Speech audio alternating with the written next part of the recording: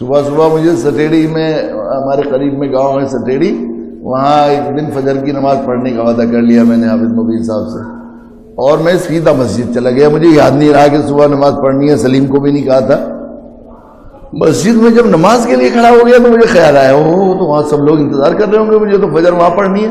تو میں نے جلدی دوسرا سلام پھیرتے پھیرتے اٹھ کے نکلا میں، اور جا کر میں نے جلدی سے سلیم کو بلوایا. گھر گیا میں، باہر سے کسی کو سلیم کو بھیج کے گھر میں گیا تو گھر میں فون بج رہا تھا. کون ہے؟ کہ میں عائشہ بول رہی ہوں. کہاں سے بول رہی ہوں؟ فیروزپور سے بول رہی ہوں. پنجابی سے رہتے ہیں. بول رہی کیا بات ہے؟ کہ مجھے دین لینے آنا ہے، ایمان لینے آنا ہے. میں نے کہا اچھا کہاں سے آؤ گی تم؟ فیروزپور سے آؤ گی کیا اکیلی آؤ گی؟ کہ ہاں میں اکیلی آؤں گی، میرے شوہر تو نہیں آئیں گے نا، انہیں مسلمان ہونا ہے. کہ اتنی دور اکیلی کیسے آؤ گی؟ کہ میں اسے اپنی کام کرنے والی کو ساتھ میں لے کر آ جاؤں گی.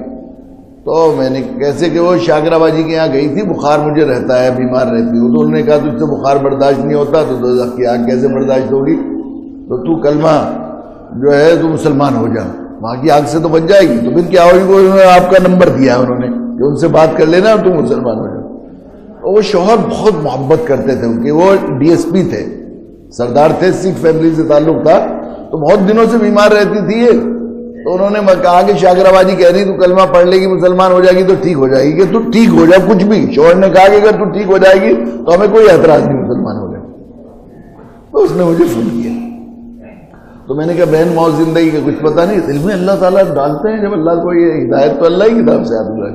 تو میں نے کہا بہن کچھ پتہ نہیں موت زندگی کا، تم جو ہے کلمہ پڑھ لو، اسی وقت فون پر پڑھ لو. کہ نہیں فون پڑھنے میں تو وہیں پڑھوں گی. میں نے کہا بہن موت کا کچھ پتہ نہیں، سانس کون سا آخری سانس ہو. آج کل راستے بھی اتنے خطرناک ہوتے ہیں، ایک دفعہ پھر پڑھ لینا، تم جب ملو گی ایک دفعہ پڑھ لو. کہنے لگے نہیں اصلی تو جب ہی پڑھوں گی، آؤں گی جب ہی پڑھوں گی. میں نے کہا نہیں اصلی اب پڑھ لو، نقلی پھر پڑھ لینا. تو میں نے انہیں کلمہ پڑھایا، اصلی کلمہ کہہ کے اس نے پڑھا. دیکھو اب کہیں تم پوجا نہیں کرنی ہے، گرو گرنتھ کے سامنے جھکنا نہیں ہے اور کچھ نہیں، اور جا کے وہاں تمہیں نماز سیکھنی ہے اور یہ کرنی ہے وہ کرنی ہے. تو میں نے کلمہ پڑھا دیا. اگلے روز صبح کو ان شاکرہ کا فون آیا. وہ شاکرہ جو وہاں کی ہیں جن کے پاس جاتی تھی، وہ جھاڑ پھونک کا کام کرتی ہے، ان پر ایک جن مسلط ہے. اصل میں مالیہ کوٹرا میں رہتی ہے ایک بہن، ان پر ایک جیل بابا مسلط ہے. وہ ان سے جھاڑ پھونک کا کام کرواتے ہیں، وہی کرتے ہیں وہ. اور وہ تقریباً 30-35 سال سے سفر سوائے حرمین کے سفر کے کہیں جانے نہیں دیتے جو جن صاحب مسلط ہیں. اور اس کو مونگ پھلی اور چائے کے علاوہ کچھ کھانے بھی نہیں دیتا اللہ کا بندہ. وہ صرف مونگ پھلی کھاتی ہے وہ یا چائے، بس دو چیزیں بیچاری، اسی میں زندگی گزارتی پوری 30-35 سال سے. بہت بھیڑ رہتی ہے، لوگ آتے ہیں اور فائدہ ہوتا ہے لوگوں کو. یہ تو ہے جن جو ہے وہ عامل ہے، کچھ ہے کملیات وغیرہ کچھ کرتا ہے. تو ان کا فون آیا کہ وہ حضرت جی وہ آپ نے جن بہن کو کلمہ پڑھایا تھا وہ ان کا انتقال ہو گیا. ان کے شوہر کا فون آیا تھا کہ وہ مسلمان ہو گئی تھی، تو ہم سکھ ریتی رواج کے مطابق کریا کرم کریں یا آپ اپنے حساب سے بھیجو. تو وہاں مسلمان تو ہے نہیں. تو میں نے بھائی فاروق کو اور 2-3 عورتوں کو اور 2-4 مردوں کو لے کر بھیجا ہے. 2 گاڑیاں گئی ہیں، ان کو دفن کر لی. اللہ نے کیا بعد میں اس کی بہن نے خواب میں دیکھا، پھر وہ اسلام آئی. تو وہ بتا رہی بہن دوسری ابھی ہے، وہ وہاں آتی ہے کبھی کبھی ہمارے گھر میں بھی آتی ہے بیچاری. اس کا نہیں اپنا نام، میں نے اس کا نام رکھ دیا عائشہ، کہ تمہارا عائشہ نام ہے نا، اب تم اسلامی نام رکھ لو عائشہ. عائشہ نام رکھا. وہ بھی نصیب ہدایت کے جو تمہیں چھپایا. اس نے بتایا کہ وہ کلمہ پڑھنے کے بعد اس کا حال ہی عجیب ہو گیا، چہرہ جیسے بدل گیا. تو 15 سال سے وہ بیمار رہتی تھی، ایسے بالکل تندرست ہو گئی.